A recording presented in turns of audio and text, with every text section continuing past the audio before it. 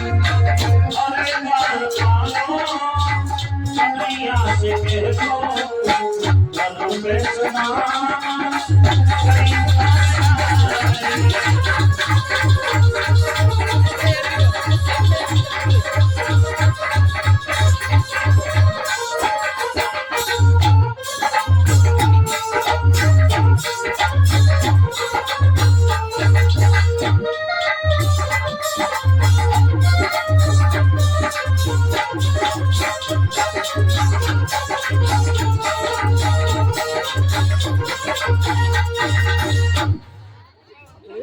द्वारपाल खड़े हैं। सुदामा जी बार बार कह रहे हैं भैया अरे हट जाओ, हमें जाने दो ना अंदर।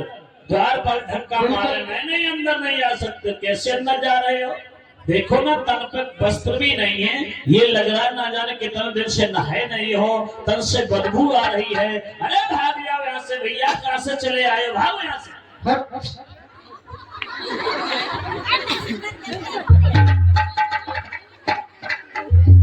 तो सुदामा जी कह रहे भैया जाने दो ना, वो मेरे बचपन के मित्र हैं, मेरे सखा हैं। हम एक ही साथ साथ पढ़ते थे, साथ साथ खेला करते थे। अच्छा एक काम करो द्वारपाल, तुम मुझे अंदर नहीं जाने दे रहे हो तो तुम ही अंदर जाओ और कह देना कि तुम्हारा सखा सुदामा आ गया है। जब द्वारपाल ने सुना, द्वारपाल अंदर गए, जाकर के कहा भगवान से द्वारकाधीश महाराज की जय हो। कहिए द्वारपालों कैसे आना हुआ? प्रभु एक सुदामा नाम का विप्र है, पैर में पन्ही नहीं है, सर पर वस्त्र नहीं है, दुबला पतला है, आपत्ति मुसीबत का मारा है और अपना नाम सुदामा बता रहा है। जो सुदामा का नाम सुना कन्हैया द्वारकाधीश खड़े हो गए और बोले मेरा सखा सुदामा। चिल्लाने लगे भैया सुदामा, अरे मेरे बालापन के यार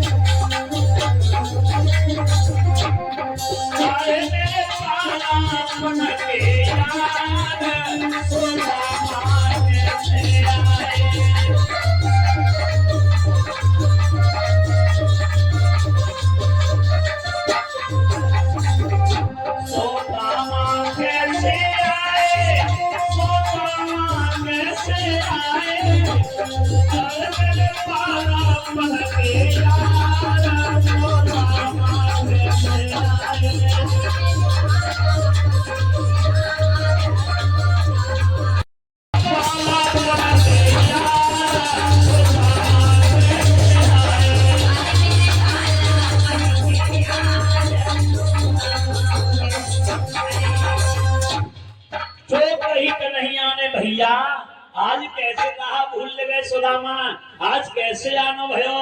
ओह कवि ने कितना सुंदर लिखा है, और देख सुदामा की दीन दशा करुणा करेंगे करवाने धरोए, मालिक मलाक को हाथ छुओ नहीं, मेहनत से चलके करोए।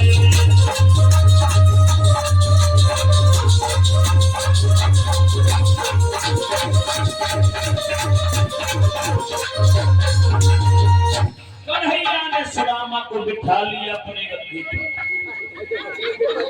देख सुदामा की दीन दशा, हाथ छुओ नैनन से जल के पगड़े।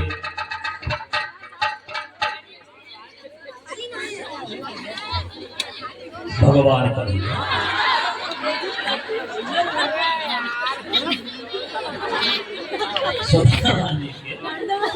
अपने अश्वधारा से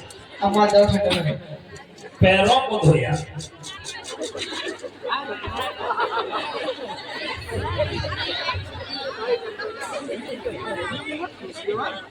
सुदामा के पैर धोए। सुदामा को देखो और रुक्मिणी अंदर महलों में से देख रही है, प्रभु पैर धो रहे हैं। रुक्मिणी कह रही है, इशारा कर रही है, नाथ ये कौन है? श्याम नमस्कार है। श्याम कह रहे भद्रे ये मेरी सखा है। सखा है? हाँ। क्या नाम है?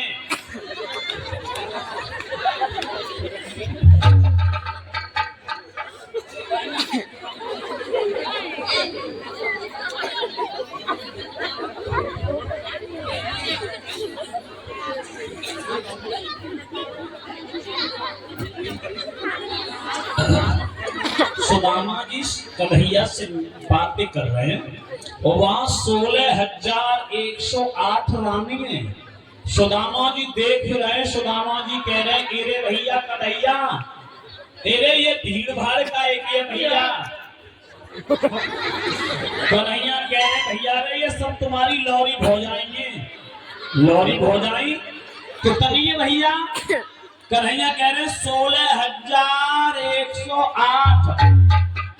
सुदामा बोले हम तो इनके मारे परेशान हैं, तुम 16,108।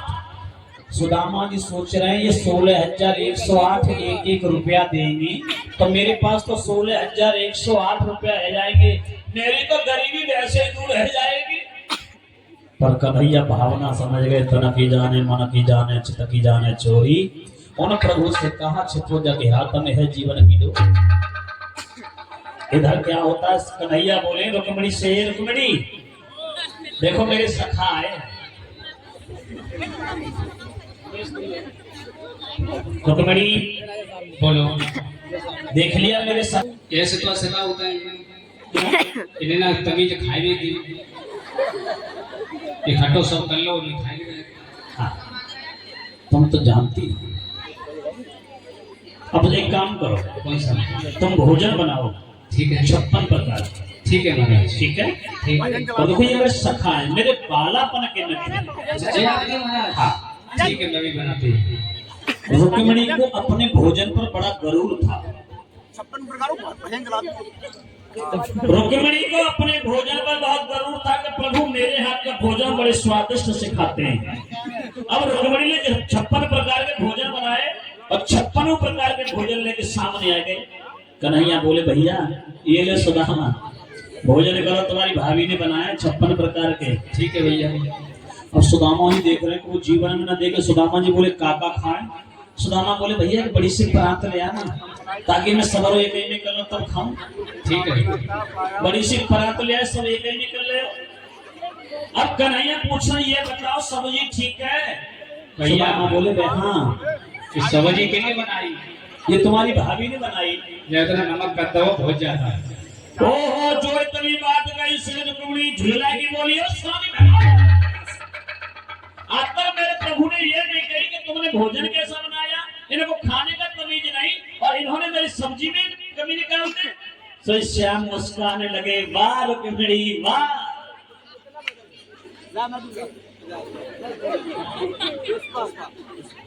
और ये भैया यशपाल की तरफ से 50 रुपए दान दे रहे हैं।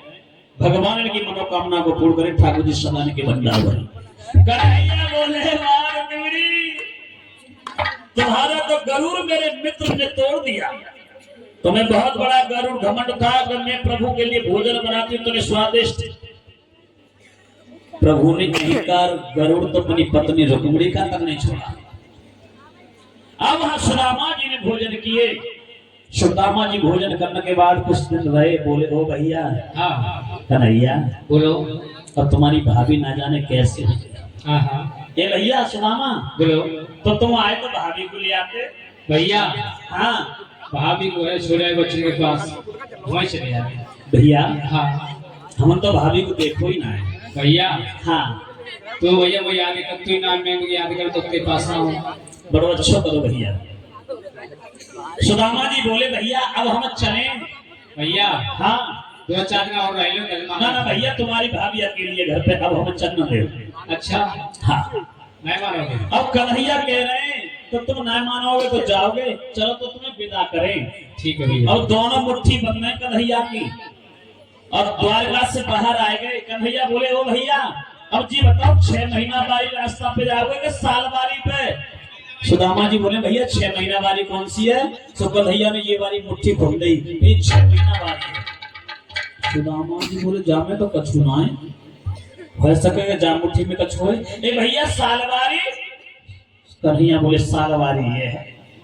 सुदामा जी बोले हाँ जब मुट्ठी में तो कछु ना है, अब तो हम द्वारका से बाहर आएंगे, अब हमें देंगे कहाँ? सुदामा के चावल दब के रहे पोटल एक बगल में। कन्हैया बोले ए भैया ये बगल में कहाँ है? भैया हाँ इसी बात को रो क्यों? जाई बात में पूछे क्या बात है? भैया यहाँ कठियावारी है कि गठिया भाई कठियावारी है कि भैया ने मेरे भाभी मेरे के चीज के बांधे जा से उठाइए हाथ। भैया ले कतला है जैसे कि उठाइए ना हाथ, तो सुदामा ने बामे से बगल में निकाली पोटली जामे दबा ली। सुदामा जी ने भैया देखी, ए भैया ये तो ठीक है, अब जामे का बात है। भैया चलती फिरती है, चलती फिरती और का मुझे लगा कि ये पुरानी बचपन की आदत जाएगी ना, चोर चोरी करे को छोड़ दे वो पर हेरा फेरी ना छोड़े, सो झटका मारो कन्हैया ने वो पोट लिखे चावल की गाड़ी पर डाल गया।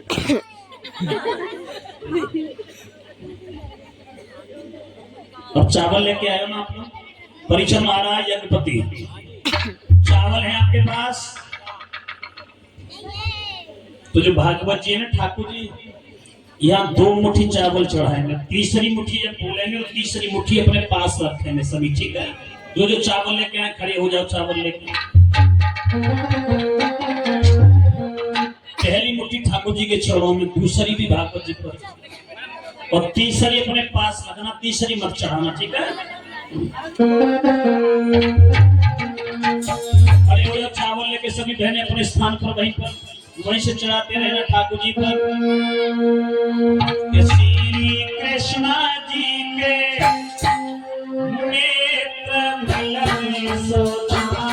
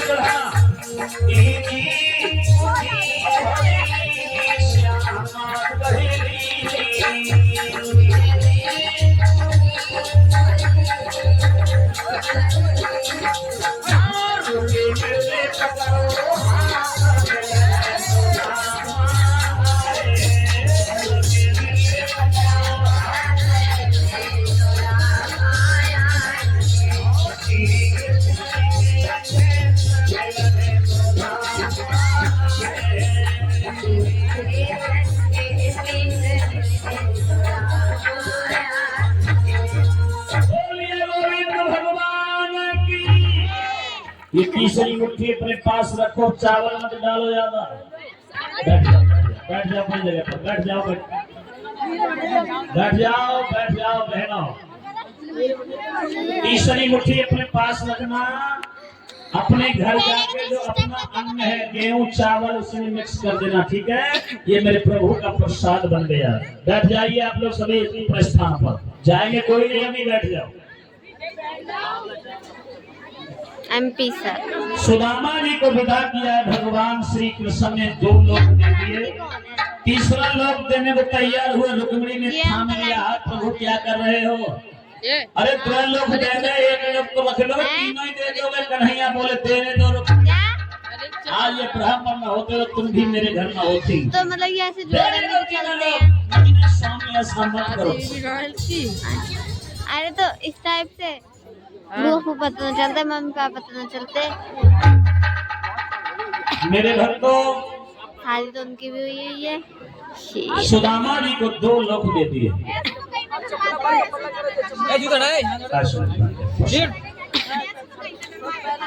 अरे मेरे भक्तों, भगवान कन्हैया ने विश्वकर्मा को भेज करके एक नगर बसाया, बनवाया। जैसी द्वारिकापुरी थी वैसे ही नगर बसाया है। उस नगर का नाम रखा गया है सुदामापुरी। कन्हैया गए जहाँ टूटी हुई झोपड़ी थी ना, सुदामा जी या सुशीला रहती, वहां तो बड़े सुंदर महल बन गए। उमेश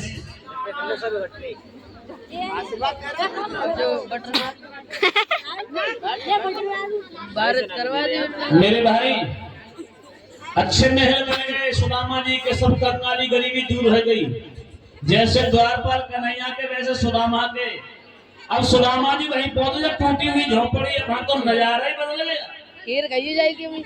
अब टूटी हुई झोपड़ी थी, वहां तो महल। सुदामा जी बोले मोह लगेगा, मैं तो द्वारका से आयो फिर द्वारका लौट गया। कैसे अब तुम्हें वहाँ बाला सुदामा जी बैठ के जाता सर पे हाथ रख के और बोले कि मढ़ैया टूटी सी, यहाँ तो मेरी टूटी हुई झोपड़ी थी कि मढ़ैया टूटी सी और दासी हटी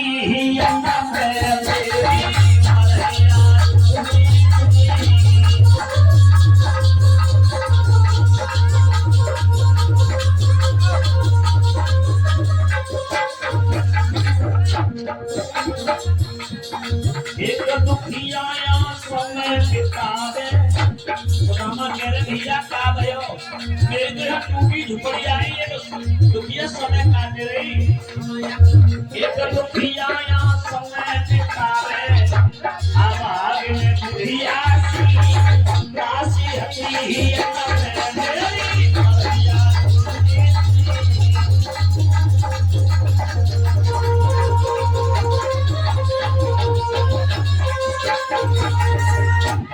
सुदामा जी वहां बैठ के रो रहे। सुशीला देख रही है छतरदारी पर।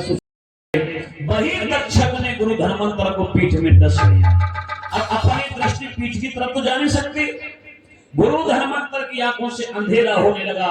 गुरु धर्मांतर बोले 1400 चेलाओं से चेलाओ, अब मैं बचूंगा नहीं। मुझे लगता है कि मुझे किसी जहरीले नाग ने डस लिया है। अब तुम एक काम करो, क्या जमीन में गड्ढा करो, ठीक, और जमीन में गड्ढा करके मुझे नीचे गाड़ दो और 1400 चेला मेरे ऊपर बैठ के ढाल बजाओ ताकि मैं जिंदा हो जाऊं। ठीक है बोलिए। जल्दी से 1400 चेलाओं जमीन में गड्ढा किया और ऊपर बैठ गए गुरु के और ढाल बजाने लगे। कैसे बजाई? और मीठी बोली